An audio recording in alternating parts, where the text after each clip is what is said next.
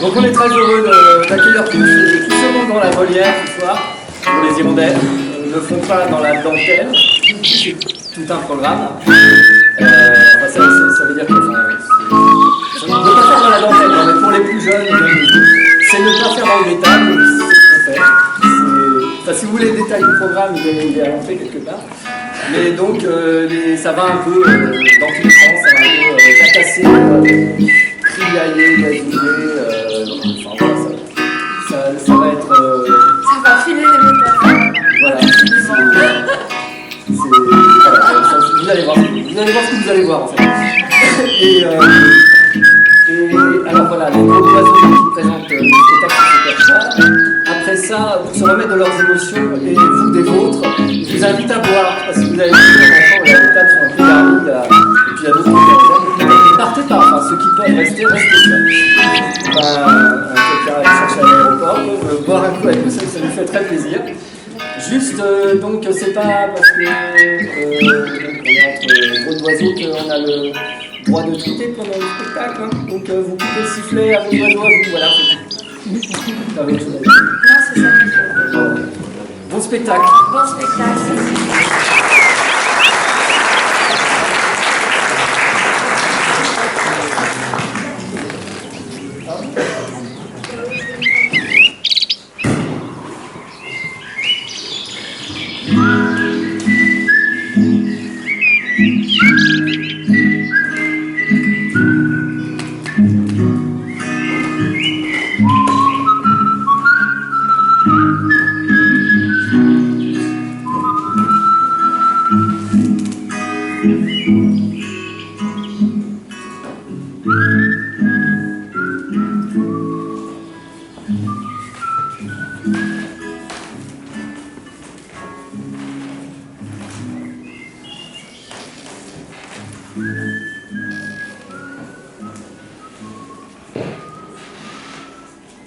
Il y a un truc qui me chiffonne. Ah bah oui, dis donc, tu m'as l'air toute froissée. Je ne sais pas si ça me froisse à proprement parler, mais en tout cas, il y a un truc qui me chiffonne. Ce qui est sûr, c'est qu'on voit bien qu'il y a quelque chose qui te turlupine. Je ne suis pas turlupinée. Tu m'entends? Je ne me turlupine jamais de la ligne. Je ne suis pas turlupinée du tout. Cela ne m'est jamais arrivé, cela ne m'arrivera jamais. Oh mais il ne faut pas le prendre comme ça. Je disais juste, on voyait bien que tu étais un peu tracassée. Oh, arrête de dire des trucs comme ça. Ça me froisse. Déjà que je suis tout chiffonné, tu vas finir par me mettre carrément en boule.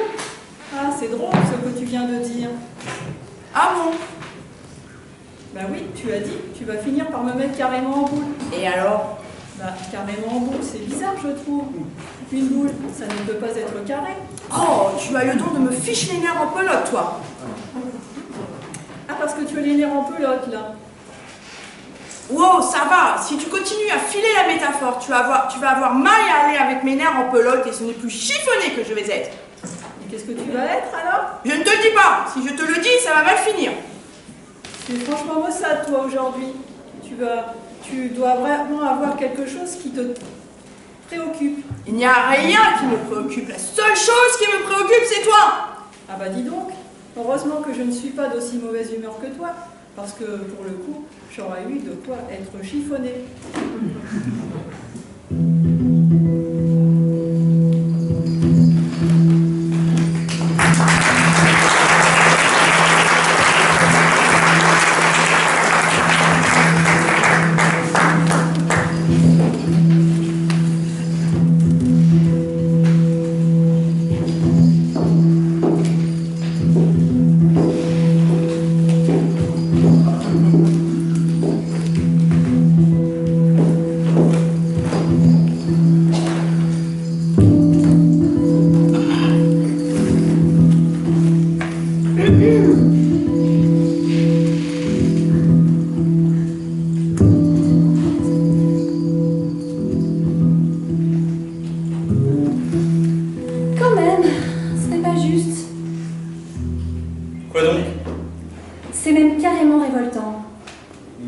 De quoi parles-tu?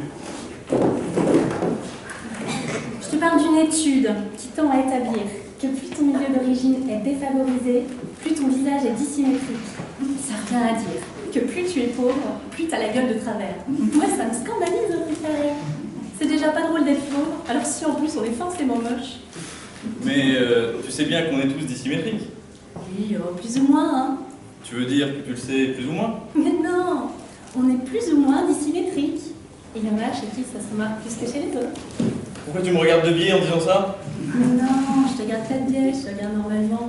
Ça doit être une question d'axe. Décidément, on ne s'en sort pas de cette histoire de symétrie et de dissymétrie. Oui, c'est casse-pied la dissymétrie. Déjà qu'on ne sait pas bien où mettre le Y.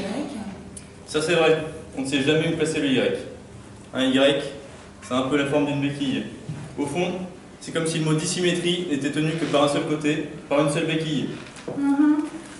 Faut pas s'étonner après que les pauvres n'aient pas le visage d'équerre. Quand on n'a pas les moyens d'avoir un deuxième Y, on risque pas de se payer de la chirurgie esthétique, hein. Mais tu sais que ton raisonnement là n'est pas vraiment d'équerre non plus. Oui, ça va. Je suis pas idiote non plus. La preuve, c'est que je me pose des questions. Mais tu es sûr que c'est une preuve? Non mais attends, tu veux me faire passer pour une pauvre d'esprit, c'est ça? Mais non, pas du tout. Fais voir. Mets ta main comme ça. Puis comme ça. Non, je te rassure, il n'y a rien qui choque et rien qui saute aux yeux. Tu me rassures. En revanche, il y a quelque chose que je ne comprends pas. Si ce sont les pauvres qui ont les visages les plus dissymétriques, pourquoi ça vaut si cher un Picasso?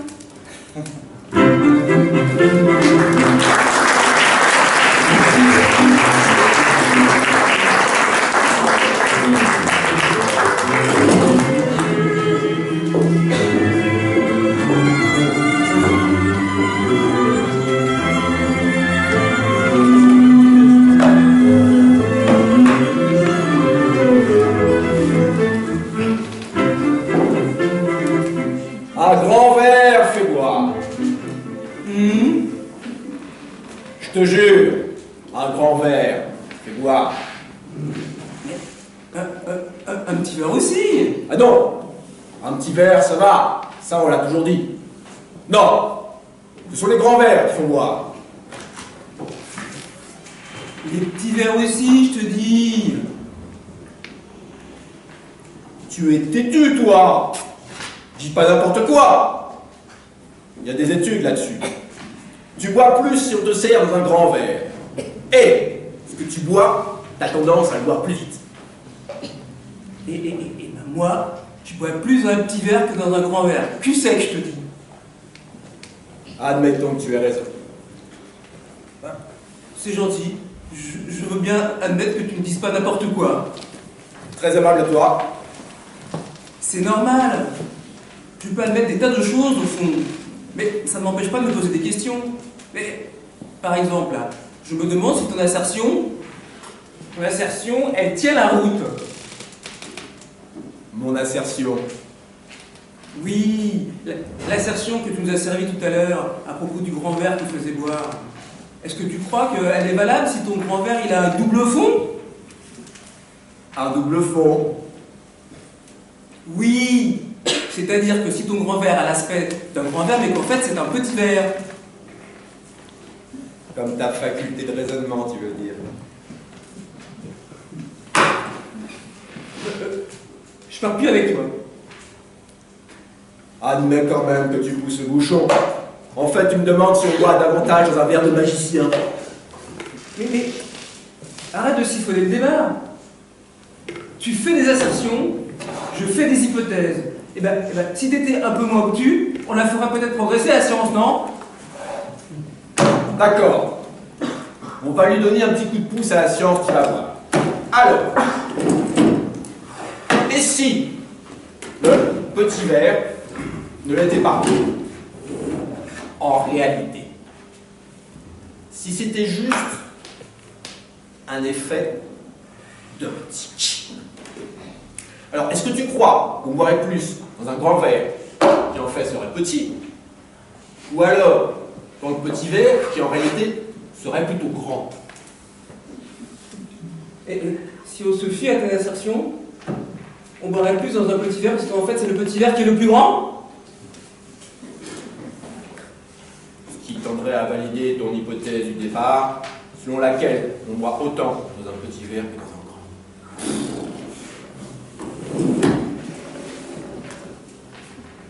Je sens que, même en poussant fort, eh ben, on va pas la faire progresser des masses, la science. Puis, en fin de compte, la vraie question, bah, c'est toujours celle du contenu plutôt que celle du contenant, non?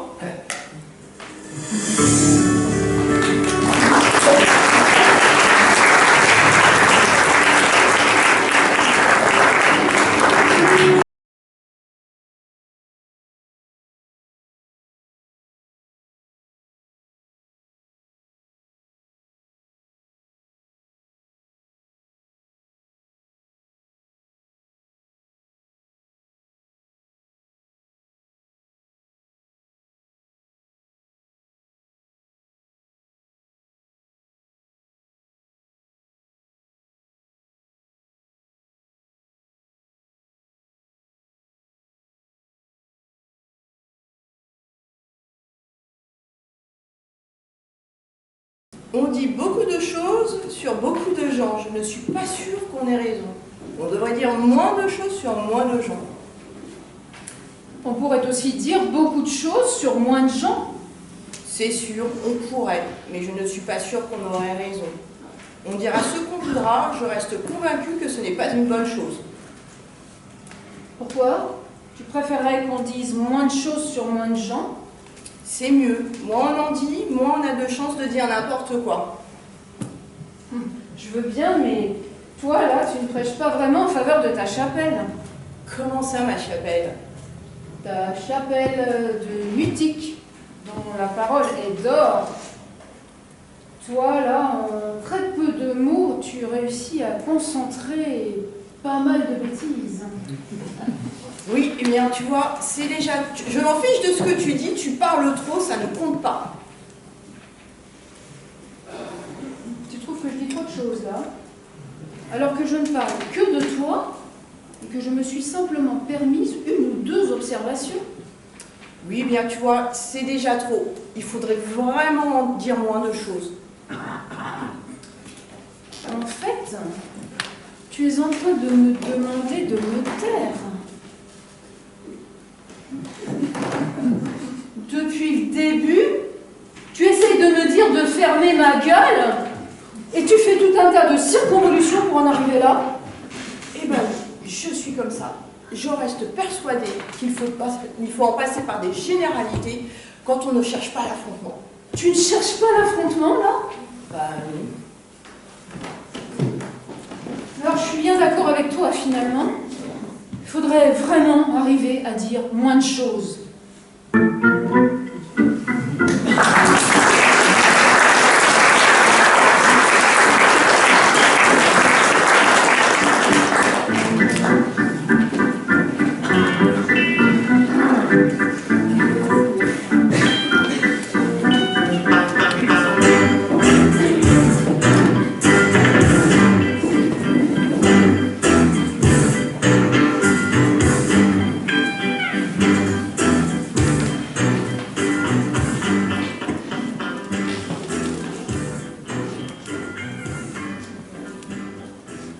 Aristote, en astronomie, c'était une bille. Depuis que je sais ça, je me décomplexe. Franchement, être l'un des plus grands esprits de son temps, un génie quasiment, et être une bille en astronomie, ça raville. Alors t'imagines, en physique quantique, il ne devait pas toucher son neutron. Et en géosciences, la tâche que ça devait être. Il ne savait même pas que la Terre tournait autour du Soleil. Le pauvre. T'imagines? Pire que Donald Trump, il était. Plus ignare, tu meurs. Je ne voudrais pas être méchant, mais heureusement qu'il était bien recommandé, Aristote. Sans déconner, s'il n'y aurait pas eu Platon, je ne suis pas sûr qu'on parlerait encore de lui. Mais bon, il a bénéficié du piston nécessaire, C'était déjà comme ça à l'époque. Et maintenant, tout le monde sait qui est Aristote, le grand philosophe. Enfin, heureusement qu'il touchait sa bille en philo, le gars. Parce que dans les autres matières, ça laissait franchement à désirer. On a bien le droit de le dire quand même.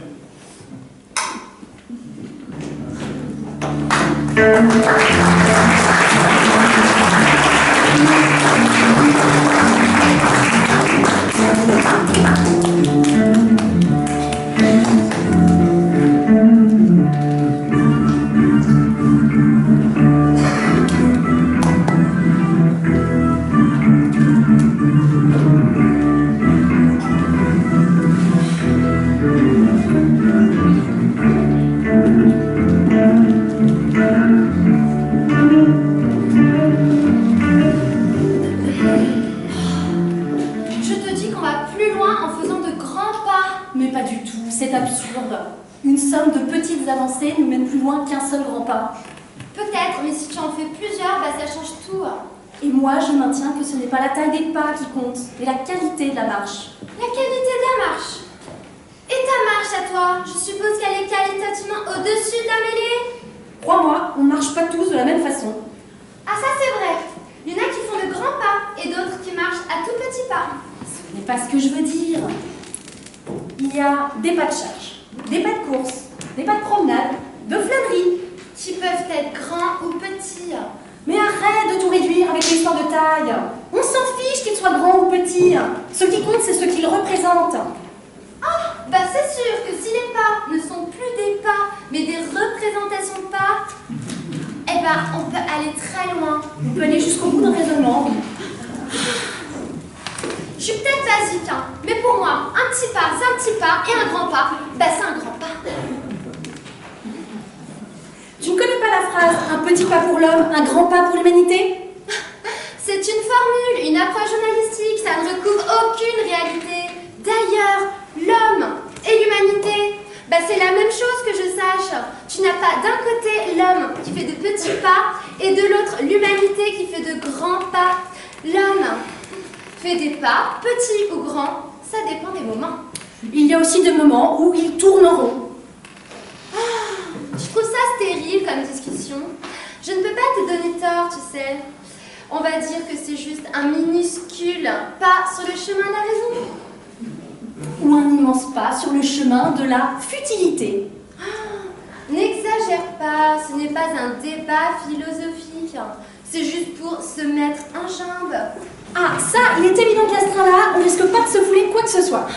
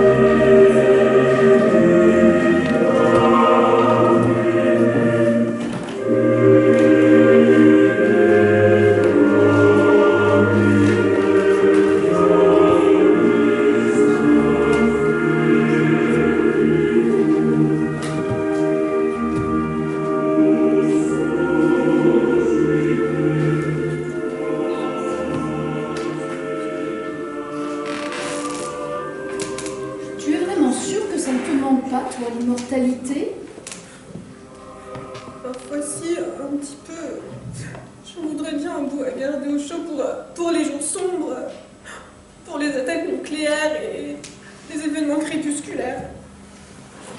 Un petit bout d'immortalité, ça n'existe pas. Soit tu disposes du machin tout entier, soit tu n'as rien du tout. Ce n'est pas fractionnable, l'éternité. En es-tu bien sûr? Arrête. Tu parles comme un sphinx, là. L'immortalité, tu l'as ou tu ne l'as pas. Tout le monde te le dira. Tu ne peux pas l'avoir un petit peu. Juste quelques temps pour voir comment ça fait. Et puis après ça, la rendre au propriétaire. L'immortalité, ce n'est pas un jeu. C'est du solide, du pur, du pas coupé, du qui dure, du non obsolescent, tu vois. L'immortalité, c'est du sérieux. serais prêt à donner quoi, toi, en échange de l'immortalité? J'en sais rien, hein, c'est pas une question que je me pose. Moi, je serais prêt à donner ma vie en échange de l'immortalité. Dis donc, tu serais pas en train de nous pondre un paradoxe, là? Ça se pourrait bien. Je fais pas exprès, tu sais, je réfléchis et le paradoxe, il vient tout seul. Il déboule presque paradoxalement, en quelque sorte.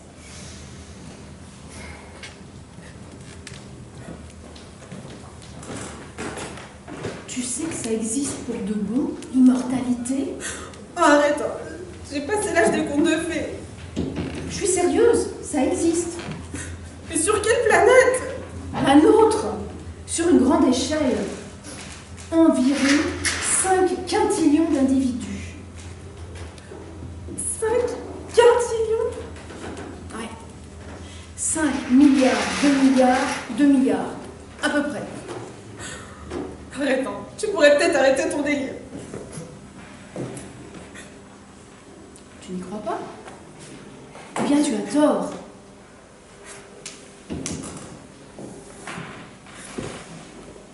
Les bactéries.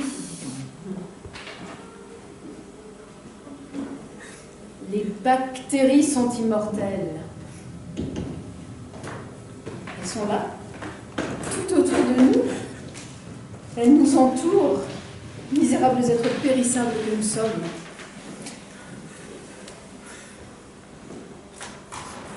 Elles nous habitent et elles ne meurent jamais. Mais comment ça, elle ne meurt jamais? Elles se reproduisent par scission. Elles se divisent indéfiniment. Il n'y a pas un moment où tu peux dire « Tiens, là, cette bactérie vient de mourir. » Requiescat in pace. Les bactéries, au lieu de mourir, elles se divisent et elles se reproduisent à l'identique. Un peu comme des clones alors? Un peu. Mais moi, un être qui se reproduit à l'identique et qui ne meurt jamais,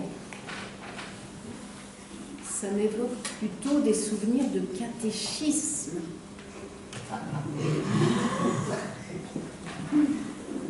Tu veux dire que Dieu serait une bactérie? En quelque sorte. Quand on formule l'hypothèse qu'il y a un Dieu,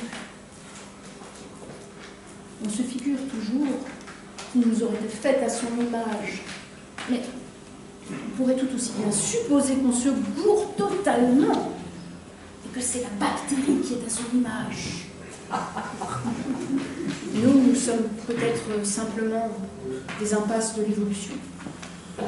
Comme le mammouth ou le tigre en dents de sable. Évidemment, je me doute bien que théologiquement parlant, ce n'est pas très orthodoxe. Ni orthodoxe, ni quoi que ce soit d'autre, quoi. Enfin, c'est juste un peu barré. Ah bon? Dès lors qu'on a de la considération pour des êtres vivants qui ne se situent pas dans notre échelle de grandeur, on est forcément barré. Non, il faut avoir l'idée de chercher Dieu avec un microscope. Parce que toi, ça ne te fait pas drôle de te dire que ces êtres qui étaient là bien avant nous seront également là bien après, qu'ils continueront d'exister pendant des millions d'années, alors que nous avons l'espérance de vie qui s'amenuise, comme la banquise.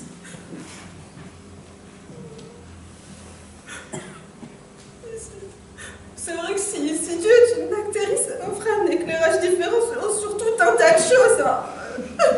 Si Dieu est une bactérie, il doit bien se marrer à regarder ces gros balourds imparfaits qui parlent de lui en croyant qu'il aurait pu commettre l'erreur d'être l'un d'entre eux. Mais tu crois qu'elles rigolent beaucoup, les bactéries? Non, tu as raison. Elles sont trop occupées à se diviser. À se diviser pour mieux régner, et ça pendant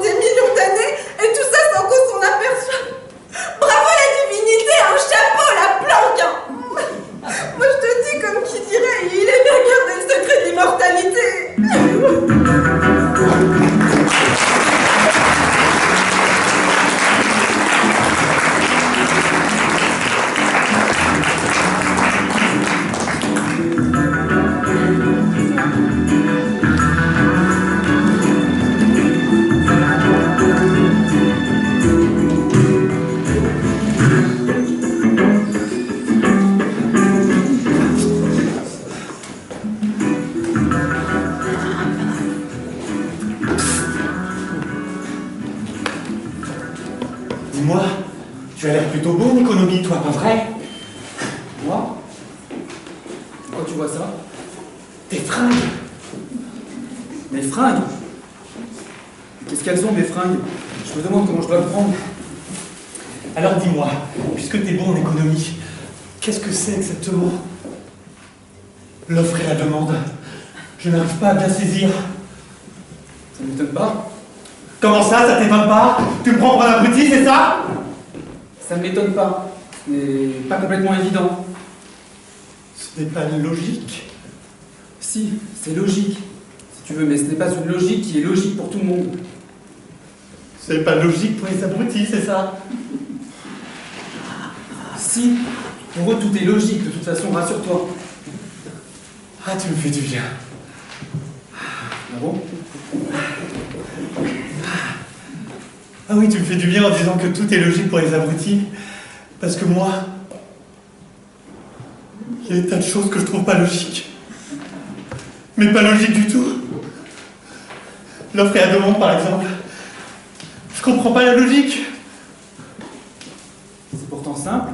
Attends, tu me dis que c'est simple, alors qu'il y a 5 minutes, tu me disais que tu avais du mal à piger? Bon, d'accord, ce n'est pas simple. Écoute, l'offre et la demande, c'est juste une loi qui régit les échanges entre individus. Seulement les échanges? Mais c'est valable que pour le troc, alors? Mais... je comprends pas. Écoute, c'est pas compliqué. L'offre, c'est juste quelque chose qui régit les échanges entre individus. Quand je dis l'offre et la demande, c'est vaste. Ça englobe les échanges commerciaux, tu comprends? Mais non, pas bien. Je comprends pas qu'on mélange troc et commerce.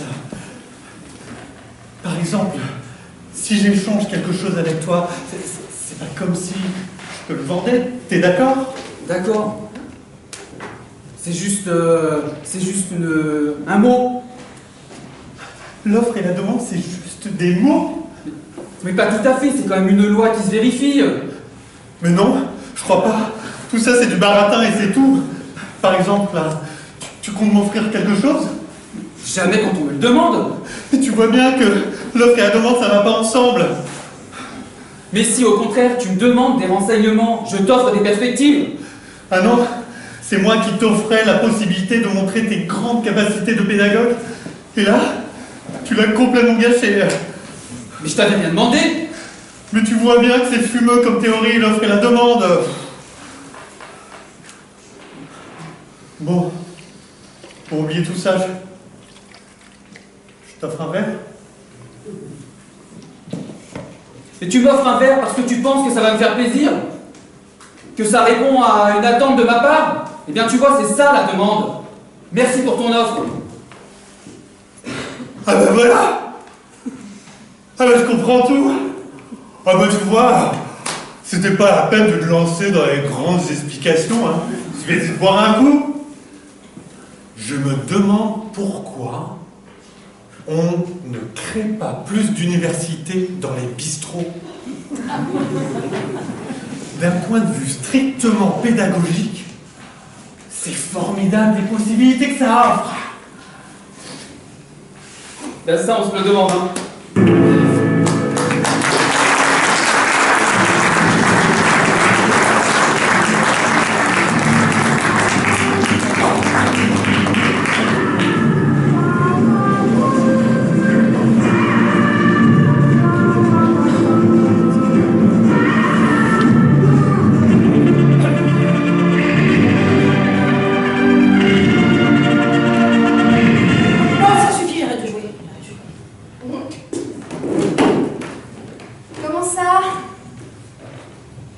J'arrête de jouer, je te dis, tu m'as très bien entendu. C'est pas possible. Je peux pas faire ça. Si, c'est possible. Personne ne peut m'obliger à faire ce que je ne veux pas faire. Tu te rends compte de ce que tu dis? Mais parfaitement. Pourquoi tu veux plus jouer? Parce que tu triches. Je triche? Qu'est-ce que ça veut dire? Mais quand on joue toutes les deux, tu triches. Mais là, on joue pas aux cartes, on joue une scène. Mais tu Je reconnais qu'on joue pas aux cartes. Que tu triches! Quand je te fais remarquer que tu triches, tu ne dis pas je ne triche pas, tu dis on ne joue pas aux cartes, c'est QFD, tu triches. Tu veux bien essayer de raisonner un peu? Ça pour raisonner, ça tu raisonnes, hein. Tricheuse et maligne, c'est tout toi ça. C'est fort désagréable de se faire traiter de tricheuse à longueur de temps. Ne t'en fais pas, je m'en vais, je ne te ferai plus de commentaires. Tu peux pas partir, on joue! Je t'ai dit que je ne jouais plus. Je dis pousse. Stop. Temps mort. Pause. Tu dis ce que tu veux du moment que tu joues. Je ne joue pas avec une tricheuse. Ciao. T'as qu'à tricher toi aussi. Pour m'obliger à jouer, tu me demandes de tricher. Et c'est seulement pour t'obliger à jouer. C'est vraiment ça qui te caractérise. La rouerie, la malignité, la fourberie, mais la triche, mais tu l'as dans le sang. Mais t'es une fauchetonne, mais t'es une vraie fauderche. Là, je crois que c'est moi qui vais te dire stop parce que j'en ai assez de me faire insulter. Mais t'as qu'à changer en profondeur si tu veux que ça cesse. Deviens honnête, quelqu'un de bien. Cesse de tricher. Puisque je te dis que je ne triche pas. Mais bien sûr, mais tu mens comme toujours. Mais tout ce que tu sais faire, c'est mentir. Si on n'était pas sur scène, je ne supporterais pas que tu me traites comme ça.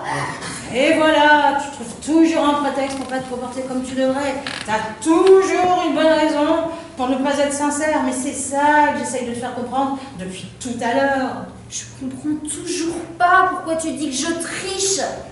C'est à cause du rôle, c'est ça? C'est parce que tu me considères en tant que personnage. Tu me dis que je triche parce qu'on est en train de jouer? Ah non, pardon. Non. Tricher n'est pas jouer. Toi, tu ne joues pas, tu triches. Et toi, tu joues? Mais parfaitement. Je suis sincère.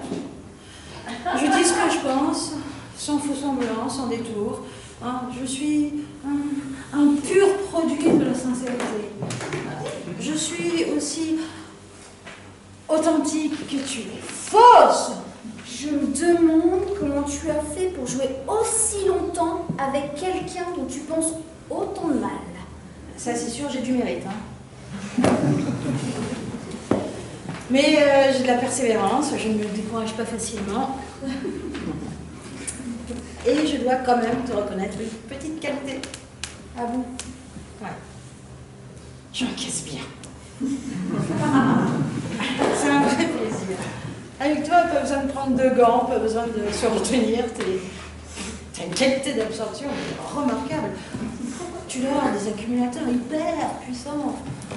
Enfin, on peut être fielleux, acerbe, détestable. C'est plus fort que toi, tu tourneras toujours l'autre jour.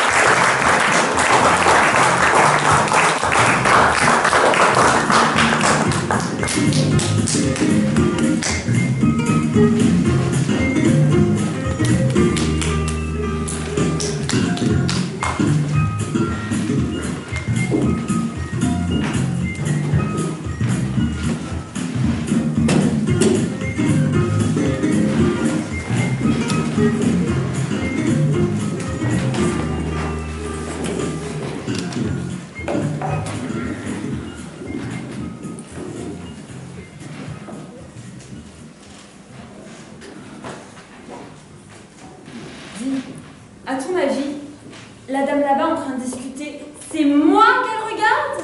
Ou bien c'est juste un strabisme?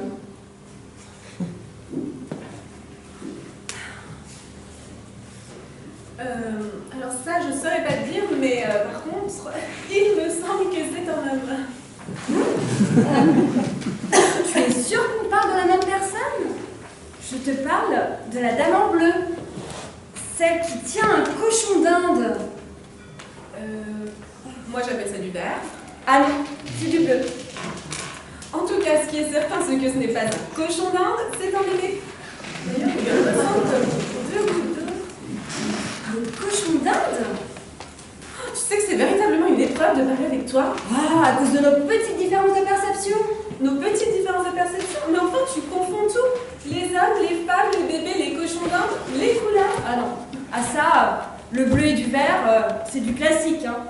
Le bleu turquoise, il y a des tas de gens pour qui c'est du vert. C'est comme ça, on n'a pas tous exactement la même façon de ressentir le monde. Ouais, mais enfin là, le type que tu prends pour une bonne femme et le bébé que tu prends pour un cochon d'Inde, j'appelle pas ça à ressentir le monde. C'est une façon de déformer. Je te trouve dur là. Je ne déforme rien du tout. Je dis ce que je vois. Et toi, tu ne vois pas la même chose, tout simplement parce que nous n'avons pas les mêmes yeux. Et si ça se trouve, si on échangeait nos yeux, on échangerait aussi nos points de vue. Parce que tu crois que si j'avais les yeux verts, ça changerait quelque chose. Ah, ils ne sont pas verts les yeux, ils sont bleus. Arrête, je sais ce que je dis. Non mais dis donc, moi aussi je sais ce que je dis, il s'agit de mes yeux tout de même. Il s'agit de tes yeux, ça oui, mais tu ne sais pas les regarder. Je ne sais pas regarder mes yeux. Tu es capable de dire de ces trucs, toi? Tu ne sais pas regarder tout court, tu projettes. T'as un problème avec la réalité. Moi, j'ai un problème avec la réalité. C'est toi qui prends les femmes pour des hommes, les cochons d'Inde pour des bébés. C'est toi qui laisses parler ton inconscient bien gratiné. Et c'est moi qui ai un problème avec la réalité. Laisse tomber, on va pas s'engueuler parce qu'on ne voit pas exactement la même chose. C'est idiot. Ce qui est idiot, c'est d'être incapable de reconnaître quand on est dans l'erreur. Et tiens, elle a lâché son cochon d'Inde. J'ai bien l'impression qu'elle regarde par ici. À moins qu'elle ait un strabisme. J'arrive pas à savoir. C'est dommage quand même, hein, on s'entendait bien. On s'entend parfaitement, aucun problème de ce côté-là. C'est la vision qui diphtongue. On ne voit pas la même chose, même quand on regarde au même endroit. On ne voit pas la même chose, même quand on regarde au même endroit. Ouais. C'est assez justement énoncé. Peut-être qu'on devrait regarder chacune dans une direction différente. Exactement, on pourrait deviser gaiement sans se contredire. On pourrait enrichir le monde avec toute l'acuité de nos regards respectifs. Et au lieu de s'opposer, on se compléterait à nous deux. On aurait en quelque sorte une vision panoramique. Ou kaléidoscopique. Oh oui, il faudrait qu'on fasse ça. Moi, je vais regarder par là. Et moi, par là. Excusez-moi, vous n'auriez pas vu passer un cochon d'Inde?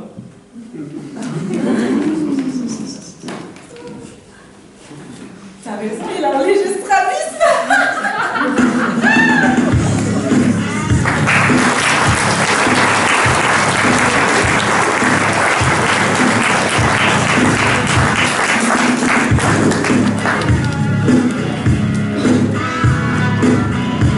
L'émission de quel intérêt?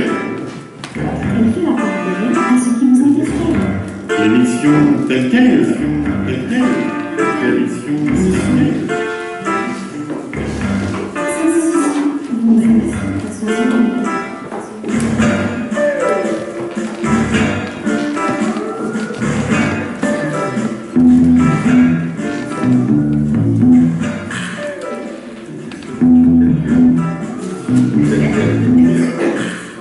Monsieur Thibault Lapointe de la Falaise, vous êtes un ardent défenseur de la chasse à courre et vous ne perdez pas une occasion de témoigner de votre attachement à cette pratique séculaire dont vous affirmez qu'elle est un élément essentiel de notre patrimoine.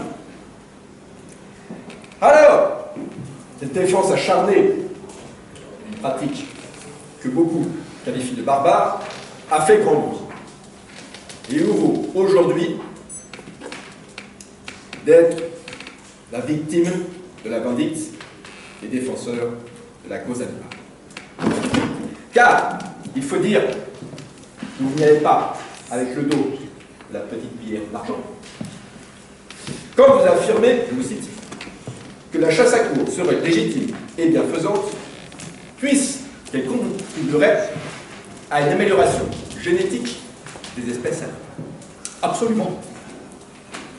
La chasse à courre contribue à la santé de tous. La chasse à courre fait faire de l'exercice aux chiens, aux chevaux, aux gibiers, ce qui permet de réduire les risques de maladies cardiovasculaires, d'hypertension et de cardiopathie.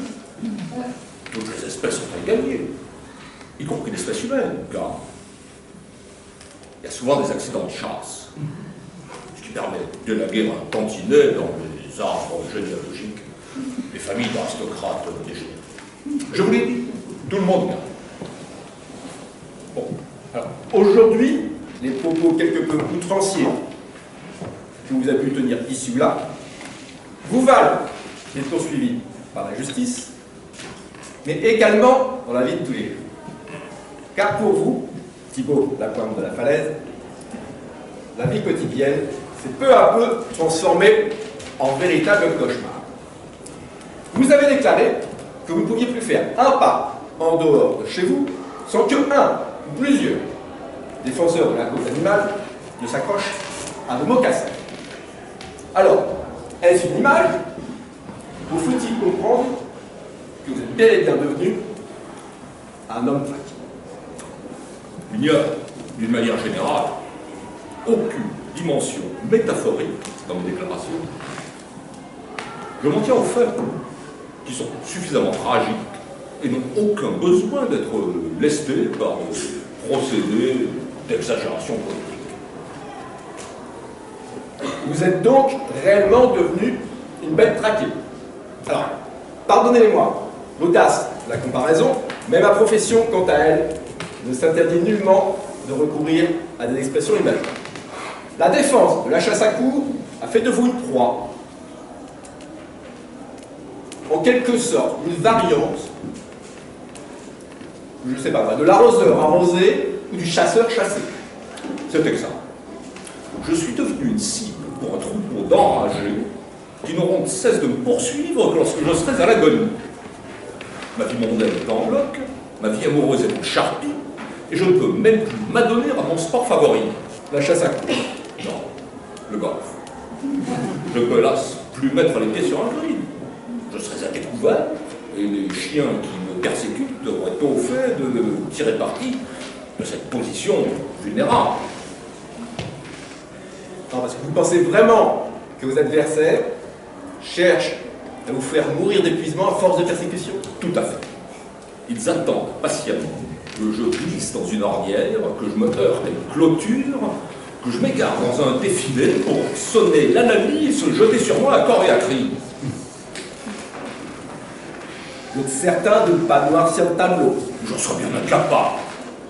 Je vous l'ai dit, je n'ai aucune prédisposition pour l'exagération poétique. Je ne rapporte que l'exacte vérité. La meute des chiens galeux m'attend tournant, au coin du bois, au détour du chemin, enfin, partout où il est possible de dresser un guet-apens. Ils sont obsédés par l'idée de ma mise à mort. Craignez-vous d'être déchiqueté vivant, comme cela se produit assez souvent à la chasse à courre? Tout est possible avec ces gens-là. Croyez-moi, je ne suis plus en sécurité nulle part. Je dois déménager tous les 2 jours, changer de carte de crédit tous les 3 jours et changer de femme toutes les semaines. Ah! Changer de femme toutes les semaines. Bien évidemment. S'il m'arrivait d'avoir une relation plus longue avec une femme, elle deviendrait une fois trop facile.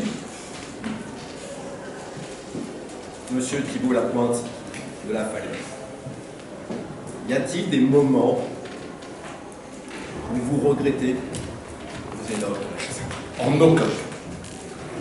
Jamais je ne renierai ce que j'ai dit. La chasse à courre est un rituel qui confine au sublime, même acculé, même poussé dans ses retranchements les plus extraits. La bête conserve toujours une chance de salut, fut à l'infini. La vénerie n'est pas la barbarie décrite par les détracteurs. Elle reconnaît la noblesse et la beauté de l'animal, lui permet de lutter pour sa survie, et, ce faisant, de se surpasser. De quel faisant parlez-vous? Je n'ai pas parlé d'un faisant. J'ai dit ce faisant, virgule, de se surpasser. Vous avez vu passer un faisan? Non, j'ai dit que l'animal luttait pour sa survie. Le faisan. Mais non, voyons. Le cerf, le sanglier, le lièvre. Vous essayez de me semer, là. Mais pas du tout. Si. Écoutez, c'est une histoire de fou. Si. Je vois bien que vous essayez de me semer. Vous me croyez en cheville avec vos persécuteurs, vos adversaires? Pas du tout. Pas du tout, monsieur Thibault Lapin de la Falaise. Pas comme ça. Voyez, vous n'y êtes pas du tout.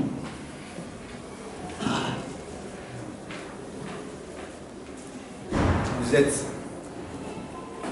êtes un rusé, monsieur Thibault Lapin de la Falaise. Un vrai renard. Et ça ne marche pas avec moi. On ne va pas être comme ça, chercher le premier faiseur qui passe. Pas du tout. Moi, je suis un minier, un leveur de lièvre. Quand je flaire une piste, je t'abandonne pas comme ça, pour le premier faiseur qui passe, hein. Qu'est-ce que vous croyez? Je crois que vous devriez arrêter de me postillonner à la face, sinon il se pourrait bien que je morde.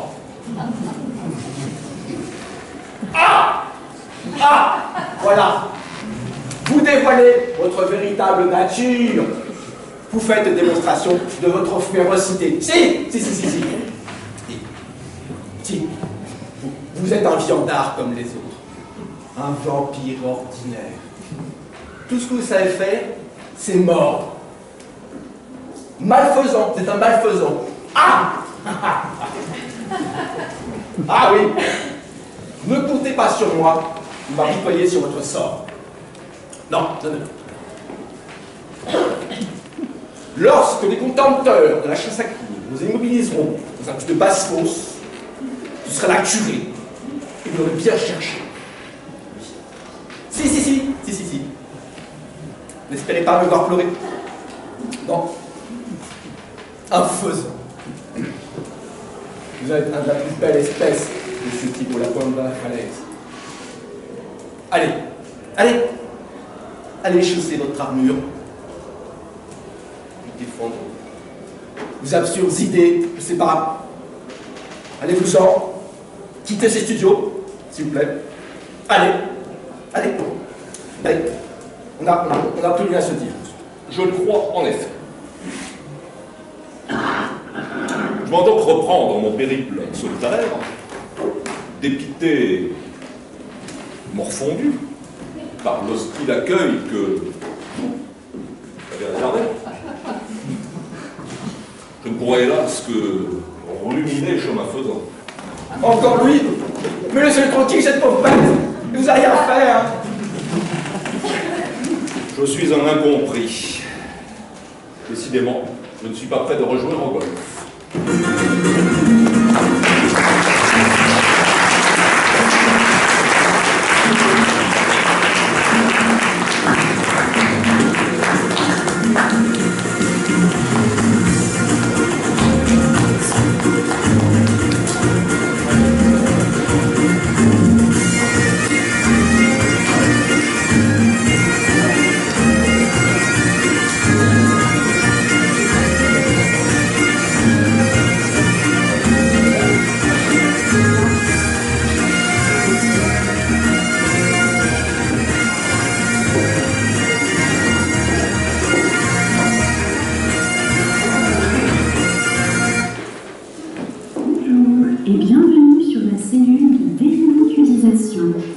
Dans quelques instants, vous allez être mis en relation avec un conseiller.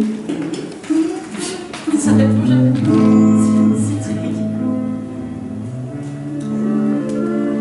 La cellule de démonétisation vous prie de bien vouloir patienter.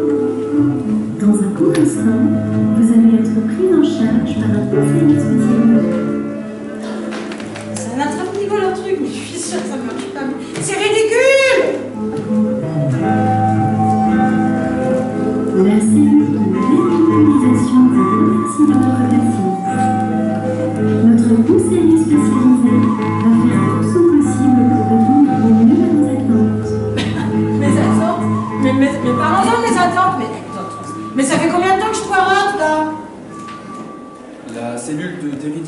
déridiculisation.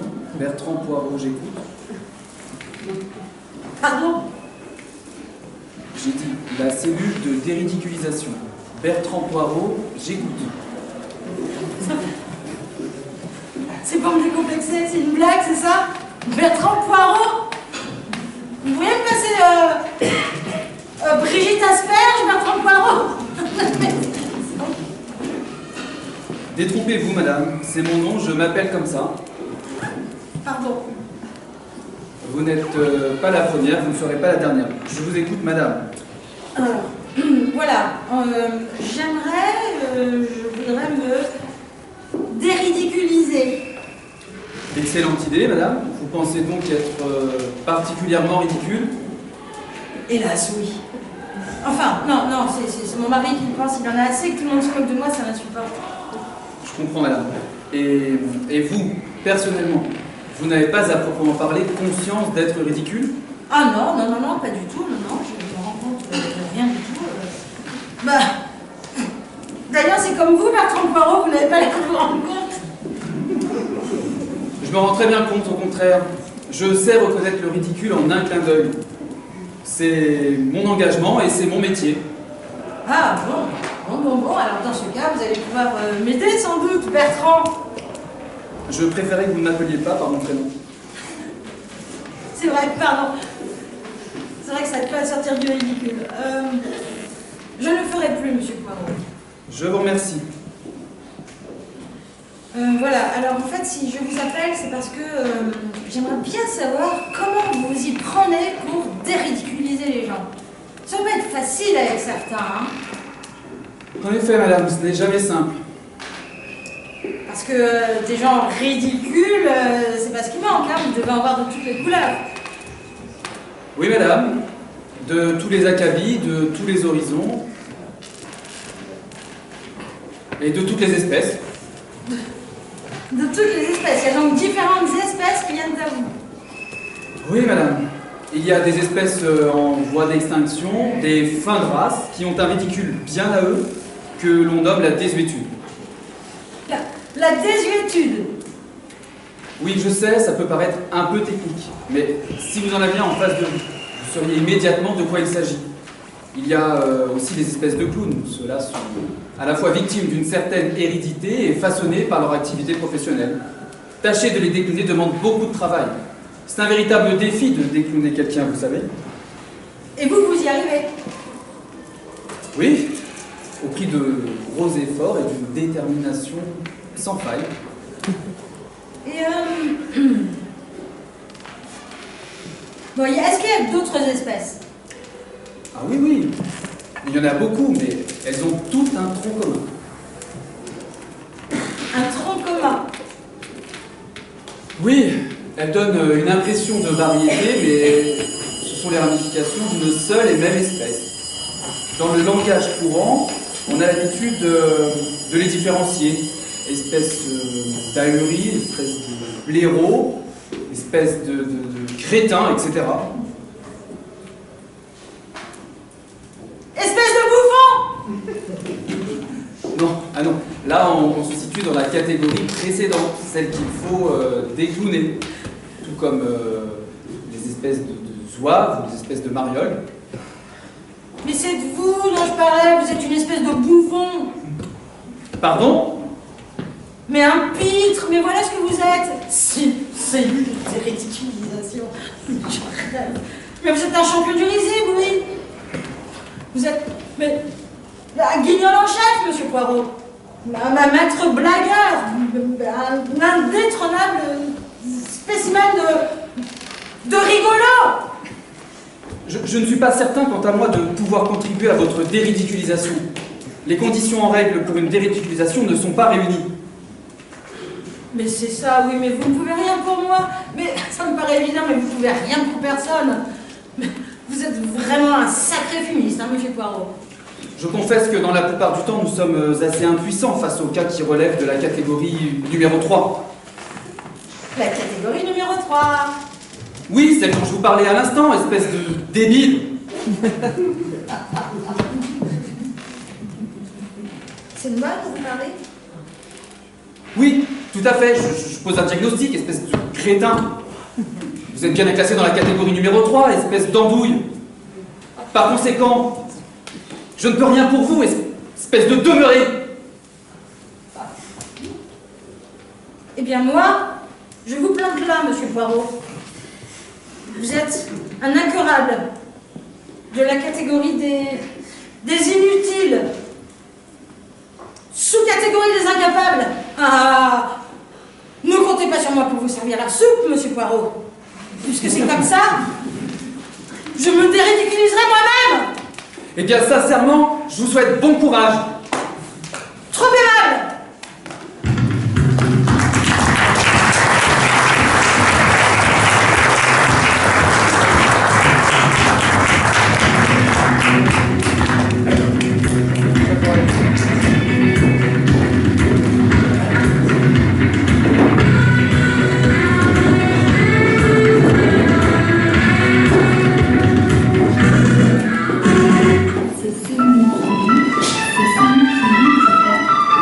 Celui qui est.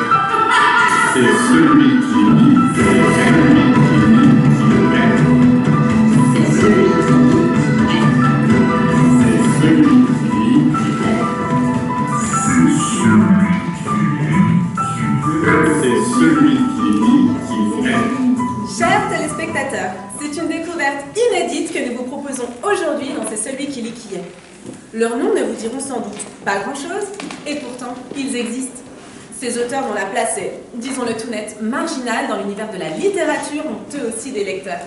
Vous allez vite comprendre pourquoi C'est celui qui lit qui est ne leur donne que rarement la parole.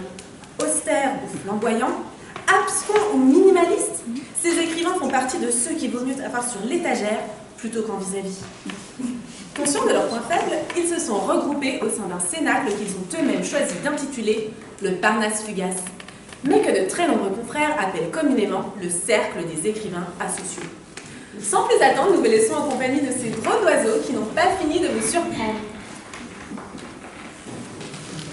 Ainsi que vous allez pouvoir vous en rendre compte, ces auteurs ont un sujet de prédilection, le seul qu'ils jugent digne d'intérêt, un sujet qui épuise aussi bien leur soif créative que leur entourage, eux-mêmes. Vous allez vite comprendre, chers téléspectateurs, qu'il faut une patience infinie pour se pencher sérieusement sur ce que l'on appelle la Pléiade ectoplasmique. Chacun des membres du Parnasse fugace est en effet persuadé d'être le plus grand écrivain de tous les temps. Il n'est pas dans nos habitudes de dispenser ce type d'avertissement, mais je préfère vous le dire tout net, certains propos peuvent heurter la sensibilité littéraire et poétique. Chers amis parnassiens, je n'ai qu'une seule chose à dire pour commencer.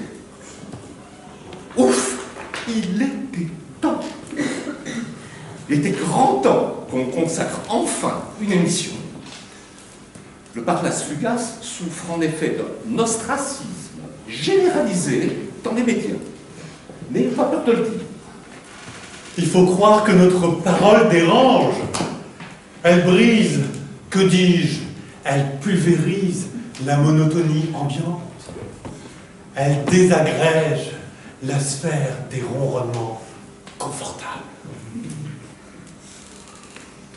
Vous avez tout à fait raison, chers amis. On a cherché à étouffer notre sonate. C'est inadmissible. Et c'est inadmissible. Voilà. Cher ami, je ressens exactement la même chose que vous. Quelque chose s'est rompu aujourd'hui. Quelque chose qui nous enserrait. Une gangue, en quelque sorte. Tout à fait. La gangue s'est rompue. Et nous accédons enfin à une sorte de liberté limitée et provisoire. Mais qu'importe. L'essentiel est que nous puissions enfin nous exprimer ici librement. La gangue s'est rompue. Craquelez l'écorce. Autour de nous, le vide. Devant nous, l'absolue naissance. Oh, voici fort lyrique, cher ami, je m'en réjouis. Cela montre à quel point la littérature peut être une fête. Car c'est cela la littérature, n'est-ce pas? Un festin de l'esprit? Une orgie du sens? J'en conviens. La littérature est un trésor aussi immense qu'immatériel. Permettez-moi de reprendre et de décliner votre terme, orgie du sens. La littérature, c'est là l'orgie. Eh oui! C'est une jouissance de l'intellect, un ensemencement de la conscience. Je n'aurais pas su mieux dire. Là où l'orgie, là où il gît, et resplendit. Oh, cher ami, je souscris entièrement ce que vous venez d'énoncer. Seul compte ce qui brille. Et ce qui brille, c'est bien évidemment notre génie intrinsèque, notre moi profond. Insondable est le moi. Astre fugace, solaire fulgurance. Vous avez tout à fait raison, cher ami. Une seule chose est digne d'intérêt. Le moi. Que voulez-vous dire? Le vôtre? Non, pas le mien, le moi. Le moi central et profond. Il est à la fois le sujet et l'objet, l'axe et la parallaxe. C'est autour de lui que je construis une œuvre littéraire. Vous voulez dire autour de vous, de votre moi? Oui, de mon moi à moi. C'est autour de lui que jour après jour, j'ai bâti une œuvre littéraire foisonnante. Quand je ne sais plus quoi inventer, il est là pour me rappeler les choses qui ont de l'importance. Oui, je C'est suis... grâce à lui que je ne suis jamais à court d'inspiration. Je suis on ne peut plus d'accord avec vous, cher ami. Le moi est un compagnon indéfectible sur lequel on pourrait appuyer l'édification d'un monument littéraire solide, comme le rack. Par vos parchemins, solide et solitaire, sans cesse il nous éclaire. Puisque nous avons enfin l'occasion de laisser s'exprimer face aux caméras, ce moi profond, qui est notre source d'inspiration, autant que de joie, j'aimerais préciser que Précise jamais, et décisive, tel est l'incisif français. jamais, au grand jamais, nous ne céderons à la facilité de l'autosatisfaction. Jamais au grand jamais, ça nous le jurons. Alexandra, quelle élégance. Jamais de complaisance en aucune façon. Chez nous, la complaisance n'a aucune chance. Si nous avions la tentation de nous aventurer, ne serait-ce que de la pointe du pied dans cet engrenage diabolique, il y a fort à parier que ce serait la fin de notre promesse fugace. De la pointe, c'est sûr, et même du talon. Oui, nous sommes bien d'accord. Si nous posions ne serait-ce que la pointe du talon dans cet engrenage diabolique, notre Parnasse fugace volerait en l'air. Sitôt que le talon pointe, s'envole du talon la plainte. Pardonnez-moi, cher ami, mais il vous faut choisir. Soit la pointe, soit le talon. Tout à fait. Il faut choisir. Car nous le savons tous. Choisir ses mots. C'est chérir sa muse. Chérir s'amuse. J'adore votre expression, cher partenaire parnassien. Et là où l'orgie, la muse est bien chérie. Telle pourrait être la devise de notre Parnasse fugace. Non? Mais...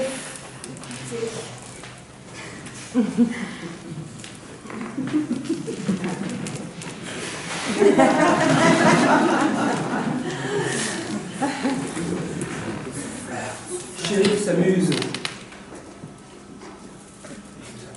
Vous trouvez que j'aurais pu avoir le prix Nobel de la littérature, c'est bien ça? Cessez de vous enflammer, cher ami. Vous risquez de décocher un Nobel de littérature par mégarde. Et ma que voulez-vous, cher ami? Elles sont mon principal apport énergétique. Grâce à elles, je vis, je respire et je parle. Vos formules littéraires ont décidément une composition chimique particulière. File la poésie, file les métaphores, ces miraculeux météores, cerclés de silence, ensemencent la galaxie du sens. Chers amis parnassiens, je dois vous dire, devant témoins, que notre Parnasse fugace me procure une indicible joie. Indicible, et pourtant vous en faites part. Cher ami, c'est à cela que sert la poésie, dire l'indicible.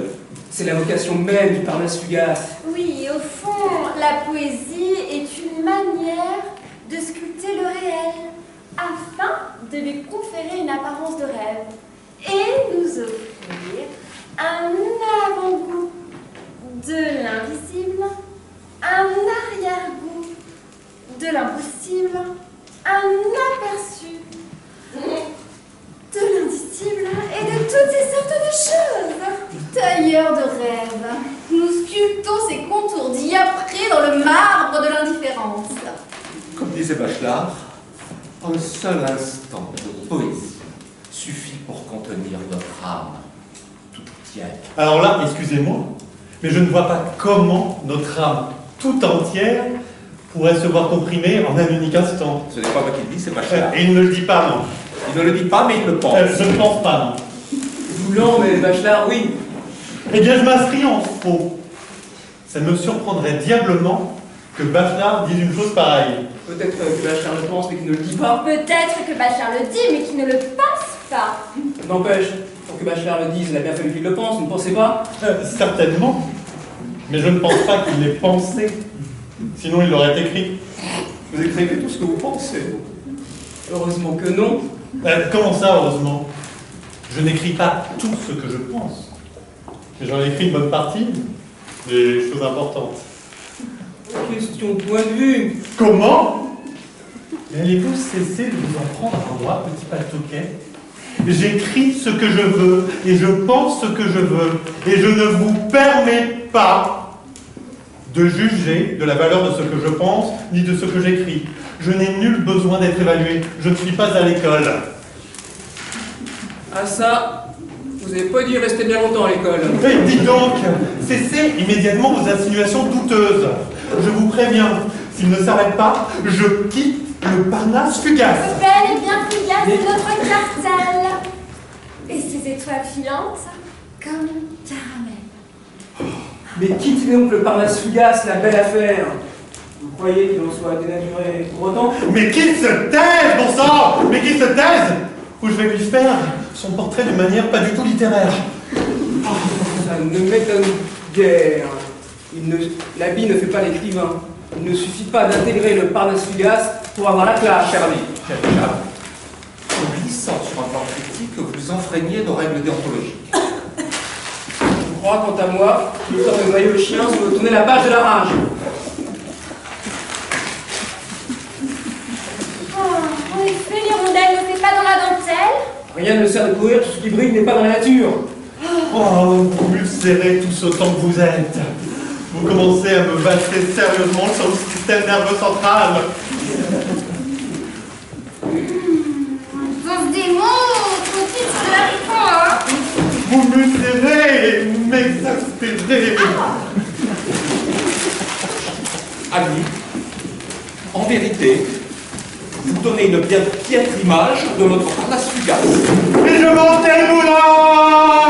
Les suspensions de votre Parnasse autosuffisant, vous entendez? J'en ai plein le redodo de votre bélitrerie nombriliste. J'en ai ras le Goncourt de vos logorées oiseuses. J'en ai plein les guêtres de votre autosatisfaction montée en graines. Je me tire de cette fange de dindons qui se prennent pour des oiselires. Chers téléspectateurs, c'est celui qui l'y vous remercie d'avoir suivi jusqu'au bout cette nouvelle enquête au sein du monde littéraire connu. Nous vous donnons rendez-vous dès la semaine prochaine pour de nouvelles enquêtes tout aussi passionnantes et hautes en couleur, la descente au cœur du monde des imprimeurs tatoueurs d'œuvres complètes.